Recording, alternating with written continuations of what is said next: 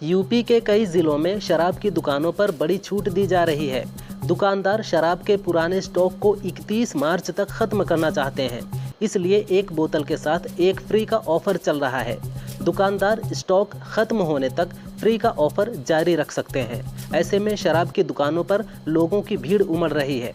मंगलवार को हापुड़, मुजफ्फरनगर, गौतम बुद्ध नगर समेत कई जिलों में शराब की दुकानों पर यह ऑफर दिया गया।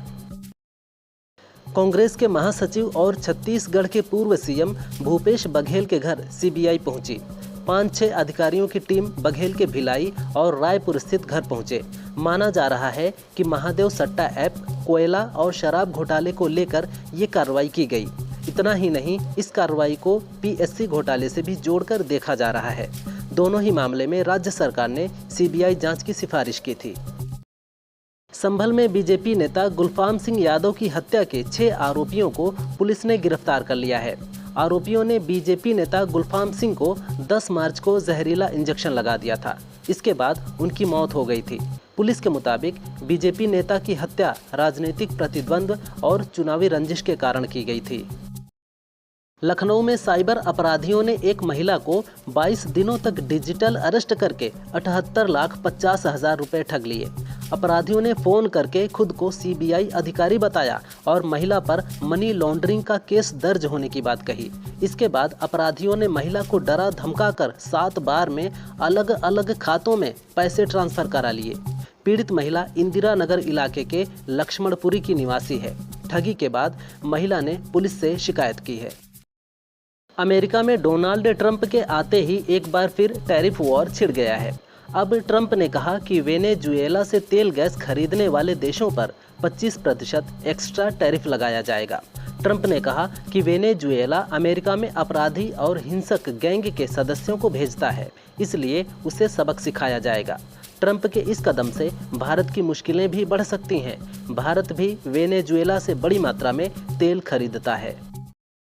संभल में बीजेपी नेता गुलफाम सिंह यादव की 10 मार्च को जहरीला इंजेक्शन लगाकर हत्या कर दी गई थी। पुलिस ने बताया कि चुनावी रंजिश के चलते सपा नेता और जुनावई के ब्लॉक प्रमुख रवि यादव व उनके पिता महेश ने गुलफाम की हत्या कराई थी। इसके लिए उन्होंने 5 लाख की सुपारी दी थी। एसपी कृष्ण बिश्नोई ने बताया कि इस केस में महेश यादव, रवि यादव, मुकेश यादव, विकास यादव, रामनिवास उर्फ नारद व सुधीर को गिरफ्तार किया गया है। ओडिशा विधानसभा अध्यक्ष सुरमा पाढ़ी ने 12 कांग्रेस विधायकों को अनुशासनहीनता, अध्यक्ष का अनादर करने और नियमों का उल्लंघन करने के आरोप में निलंबित कर दिया है।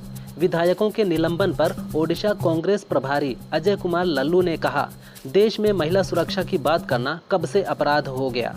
ओडिशा में 64,000 से ज्यादा महिलाएं लापता हैं। चुने हुए एमएलए जवाब मांगते हैं तो सरकार को किस बात का डर है। सीएम योगी ने कहा, यूपी में मुस्लिम सबसे ज्यादा सुरक्षित हैं। अगर हिंदू सुरक्षित हैं तो मुसलमान भी सुरक्षित हैं। बुलडोजर एक्शन के सवाल पर उन्होंने कहा, जो जैसे समझेगा उसको उसी भाषा में समझाना चाहिए। संभल के तीर्थ स्थलों को लेकर सीएम ने कहा, 54 तीर्थ स्थलों की पहचान हो गई है। आगे जितने भी तीर्थ स्थल होंगे सब ढूंढेंगे। इसके साथ ही सीएम योगी ने औरंगजेब को सपा का आदर्श बताया। अयोध्या के राम मंदिर में भगवान राम के सूर्य तिलक की स्थायी व्यवस्था की जा रही है। इसके साथ ही भगवान राम की जयंती को लेकर तेजी से तैयारियां चल रही हैं। आगामी 6 अप्रैल को राम नवमी के दिन दोपहर 12 बजे रामलला के मस्तक पर सूर्य की किरणों से अभिषेक होगा। राम मंदिर निर्माण समिति के चेयरमैन नृपेंद्र मिश्र ने बताया कि रामलला के सूर्य तिलक की स्थायी व्यवस्था का काम इस साल दिसंबर तक पूरा हो जाएगा। ये रिश्ता क्या कहलाता है शो के एक्टर सचिन त्यागी ने बताया कि वो भी रोजे रखते हैं। सचिन की शादी एक्ट्रेस रक्षंदा खान से हुई है। एक इंटरव्यू में सचिन ने कहा, मुझे विश्वास ही नहीं होता था कि 30 दिन कोई ऐसा कैसे कर सकता है।